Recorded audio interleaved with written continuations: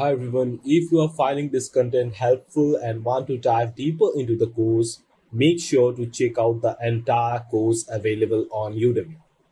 By purchasing the course, you will get access to the course content, downloadable resources, and exclusive material to help you master developing this app using Flutter and Firebase. The link is in the description below. Now it's time that we register the restaurant. To register the restaurant, first we will do that. We will remove some of the parameters, that is name, secondary name, description, place ID from address model. So let's generate constructor and then generate JSON serialization. And we are good. We will now, like whenever the restaurant owner registers the restaurant, we want to fetch the current location. To fetch the current location, we will introduce a new package onto our project, that is geolocator. So we'll move to our project and then open terminal, and here we will go with flutter pub add geolocator. We also do have to add some permissions. Let's add those permissions onto our Android manifest file. So we'll head over to Android app source main, and we will come to Android manifest.xml, and here at bottom we have to add permissions, and these are the permissions. Two of them are to access location, and the third one is for internet access. We will paste those permissions here and make sure the alignments are proper, because this manifest.xml, it's a space sensitive file. Okay, so we have added those permissions. We will head back to lib, then we will go to, we have this page. At the bottom we want to add a elevated button. So we'll go to view, here comes restaurant registration screen, and we will head over to the bottom, and here we'll go with elevated button, on press, nothing for now, and the child, it's going to be text register. We'll go with style, and it's going to be app text style. Let's go for 16 bold dot copy with color.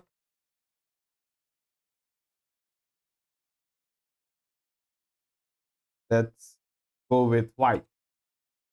Now we have to go with little bit of styling here, so we'll go with style, and we'll copy the styling from our previous written elevated button. So here we do have the style. Let's copy it from here, scroll back and paste here, and we are good. Now let's have a look. Okay, so here we want to go with spacer, and here we'll go with a comma. Let's save it, and okay, we are in list view, so it's not possible. So we will just simply increase the size to, let's just go with a column instead. So list view is fine. Okay, so here we will just increase it to, let's say, 20. Let's save it. Yeah, here let's make it 30. Let's save it, and it's good. So now we'll create a function from which we can fetch the restaurant's owner current location. So inside services, we will go with new folder, location services, and inside of it, we'll create a new file naming it location services dot dart. Let's create a class location services, and here we'll go with a function, naming it get current location, and it's going to be an asynchronous function.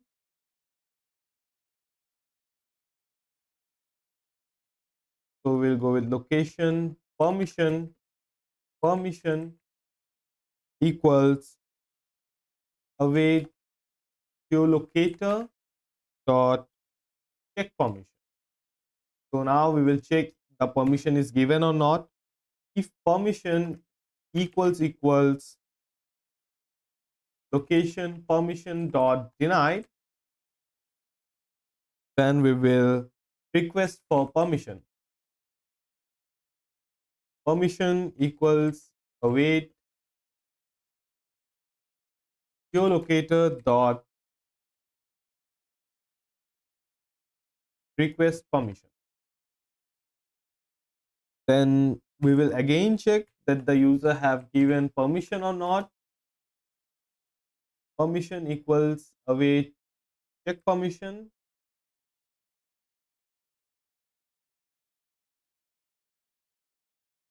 No, this time it's going to be if permission equals to location permission dot denied, then loop through this function.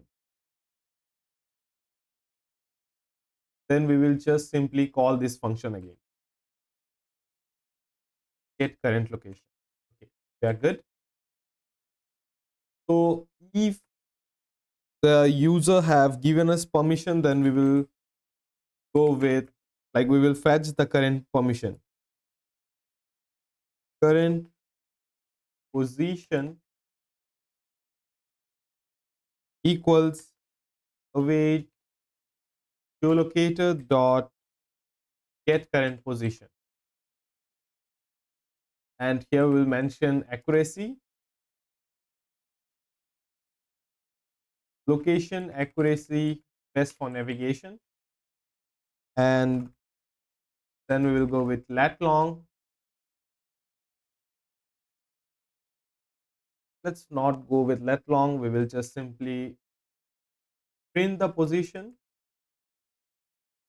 dot to string and then return current position, and we are good here. So we are fetching the, at first we are checking out that the permission is enabled or not. If it's enabled, then we are returning, else we are just asking for location permission. So now we will head over to view, then comes up restaurant registration screen, and then here we will go with some codes. But before that, we want to add a function through which we can register onto the database. So we will again go to controller services, new folder, resturant,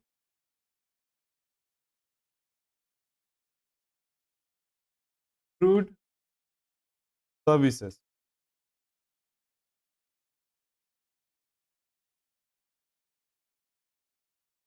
Here we will go with a new file, resturant crude services dot class resturant crude services. Here we'll go with a function, and it's going to be add register restaurant.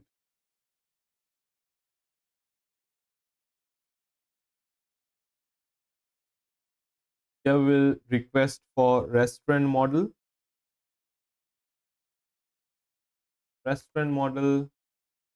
data, and here it's going to be smaller, and we are good.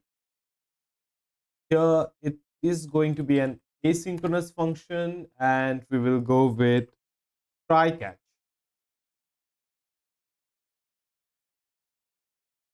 Here we will print the error,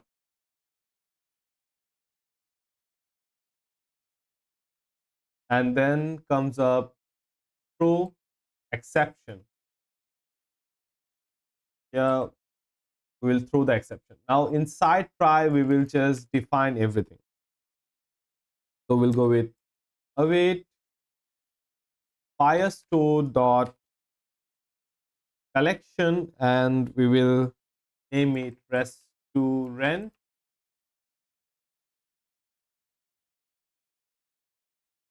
dot doc, and here it's going to be auth dot current user dot user id.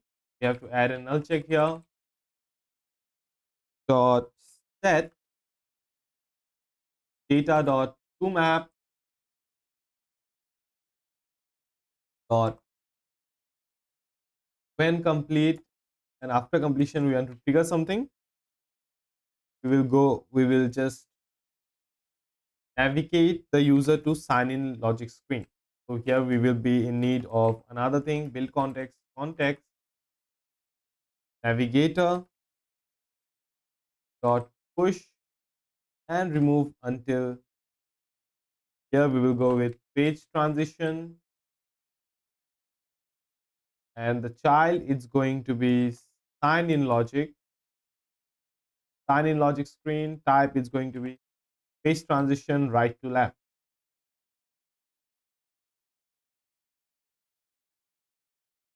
Now we have to add semicolon here.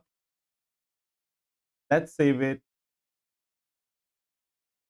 Here also we have to add a semicolon, and we are good.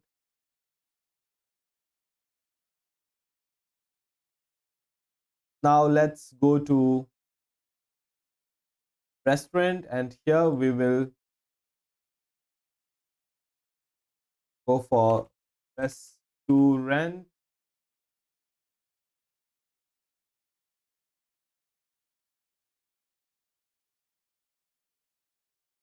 restaurant registration model. Restaurant model data equals, let's go for restaurant model, and come here. What are the fields? Its name, its license number, user id, banner image, address. So the thing which comes here is restaurant name. Let's go back here, copy all of them, paste here, and we will simply remove this string, remove this one, and remove this one. Now next we will remove this semicolon, and we will go with colon and a comma. Here restaurant name it's going to be restaurant name controller dot text dot trim. Then here it's going to be restaurant license number dot text dot trim. Then restaurant id is going to be auth dot, we have to import auth here,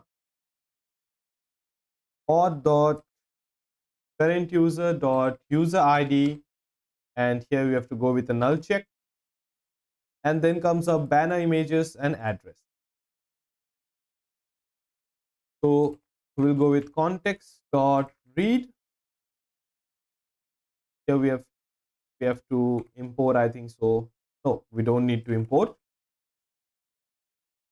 Image provider. That's not image provider. Let's have a look onto this. It's going to be restaurant register provider. Copy this one, paste up here, dot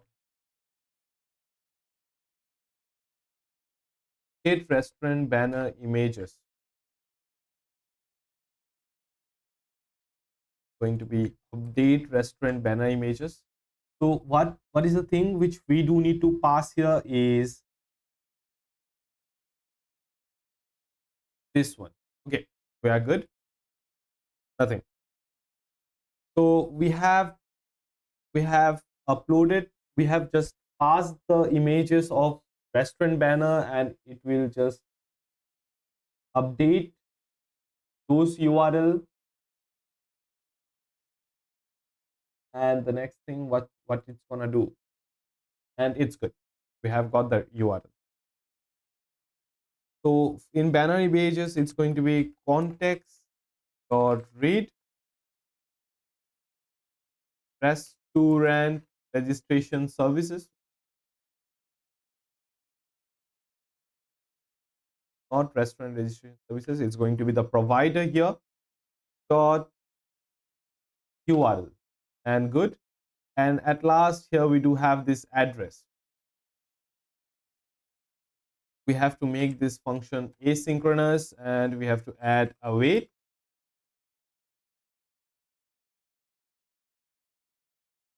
And here comes our address model. So we will go with position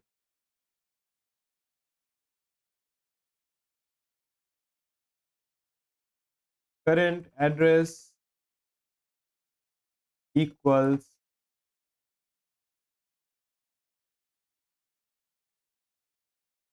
location services dot get current address.